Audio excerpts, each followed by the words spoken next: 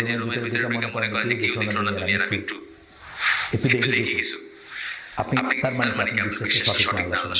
আপনি কি আটকাতে পারবেন আল্লাহর দৃষ্টিকে? কিছু দিয়ে কেউ কিছু দিয়ে পারবে আটকাতে? কোনো ওয়াল, কোনো মানে কোনো জায়গা আছে যেখানে গিয়ে আল্লাহর দৃষ্টি বাইরে? এই জন্য আমরা কি বলি ইন্না লিল্লাহি ওয়া ইন্না ইলাইহি রাজিউন। আমাদের জার্নি ফ্রম আল্লাহ টু আল্লাহ, আল্লাহর কাছে আছে আবার আল্লাহর কাছে ফিরে যাব। আল্লাহর বাইরে কোনো জায়গা নাই আমাদের, আছে?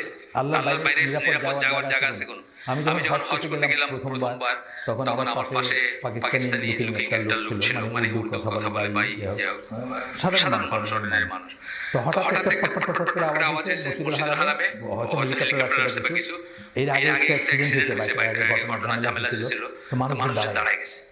মানুষজন দাঁড়ায় গেছে মানে ওই লোকটার আমি বসে আছি, ও বলতেছে আল্লাহ সে বচকর কিধর যাएंगे, মানে আল্লাহ থেকে বাইচে কোথায় যাবে?